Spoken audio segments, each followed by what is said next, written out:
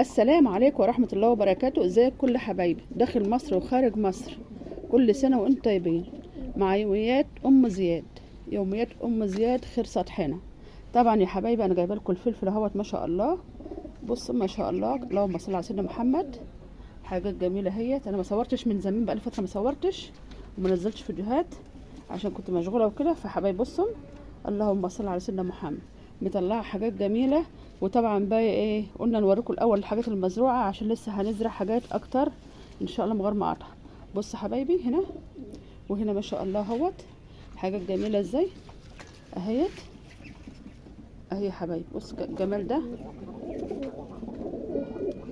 بص الجمال ده اهو يا حبايبي.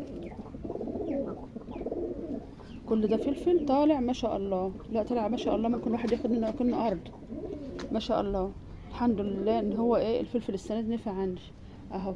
كل حته مليانه. بص اصلا الاثاري ما شاء الله اهي، عامله زي ما اكون زرع حته ارض كبيره اهي يا حبايبي. فانا طبعا هزرع معاكم بقى ايه القوطه، كل سنه وانتم طيبين.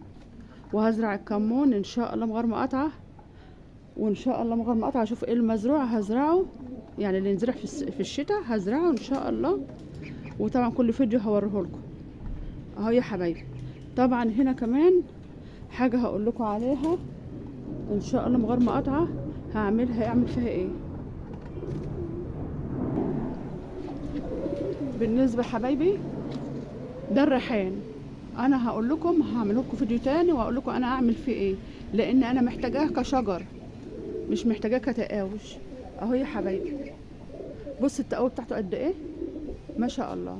فانا عشان يفضل عندي شجر، مش شجر صغير، لا شجر كبير ينزرع في الارض، فانا هوريه لكم وانا بعمله، لان انا محتاجاه هزرعه في الحوض قدام البيت وكده. فعشان كده هظبطه وهوريكم، يعني هظبطه واوضبه وهوريكم انا بعمله في فيديو تاني ان شاء الله غير ده.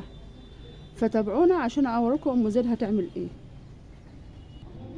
بص حبايبي، هنا البطاطا انا حطاها على عشش الطيور، منها مداريه عشش الطيور عشان ما حدش يشوفها، ومنها ايه رافعه عن الارض. بصوا الارض اهي، الارض انا رافعاه، ومثلا لو سيبت حمام ولا حاجه ما ياكلش من الزرع اهو يا حبايبي. بص الجمال ده، جمال ام زيد. بص الحاجات دي، اللهم صل على سيدنا محمد.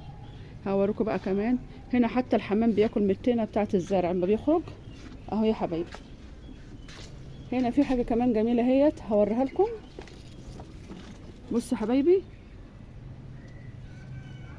باميه، باميه بتطلع وبناخد منها اهي يا حبايبي. هي حتى بصوا منوره قوي ازاي اهي لسه اهي. بس خلي بالكم الباميه انواع، انا اللي عندي دي بتطلع في الطرف بس، لكن في باميه بتطلع، في العيدان من تحت وكله. دي بتطول وبتطلع في الطرف، لكن هي حبايبي في باميه قصيره وبتطلع، دي طولها هي بتاع مترين ما شاء الله. بص اللهم صل على النبي. وهنا ايه الصبار البلدي ده كله ان شاء الله من غير مقاطعه. اخده بقى ايه، اخفه وازرعه في الاحواض قدام البيت اهو يا حبايبي اهو. هنا بقدونس بتاع الكزبره، وده بردك ريحان.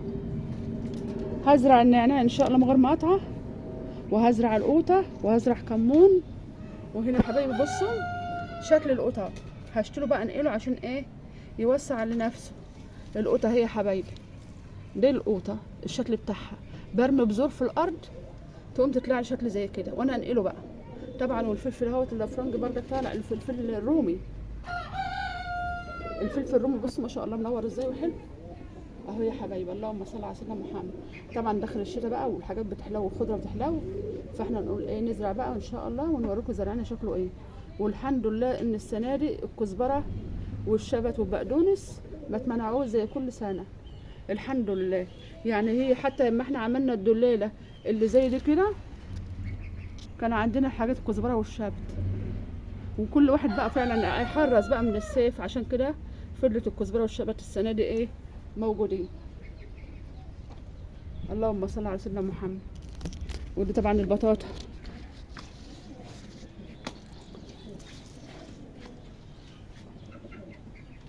اللهم صل على سيدنا محمد. محدش ينسى حبايبي، ينسى يعمل لايك، اللايك والاشتراك يا حبايبي عشان القناه تتفعل. اللايك والاشتراك عشان القناه تشتغل يا حبايبي. اللهم صل على سيدنا محمد. اهو يا حبايبي، اهو يا حبيبي بص كده، ادي الفلفل كله اهو انا جايباه اهو ما شاء الله. الزرع طبعا عامله عشه ايه الفراخ بالطريقه دي، وعشه البط بالنظام ده عشان فوق منها الزرع كده وفي نفس الوقت مربيه تحت اهو. ايه رايكم في الحلاوه ديت والنظام ده؟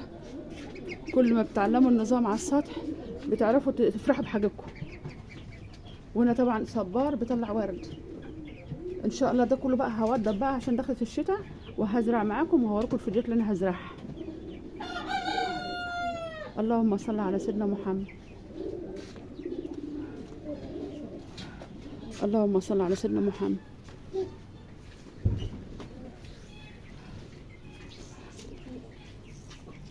ايه رايكم في الجمال ده حبايبي؟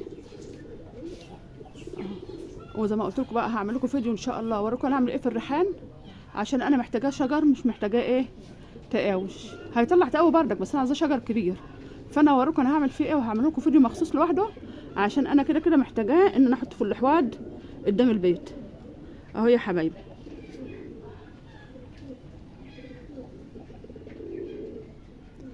طبعا اللي يشوف حبايبي فعل الجرس. واقول لكم حبايبي السلام عليكم ورحمه الله وبركاته، داخل مصر وخارج مصر، وربنا يديكم اللي نفسكم فيه يا رب.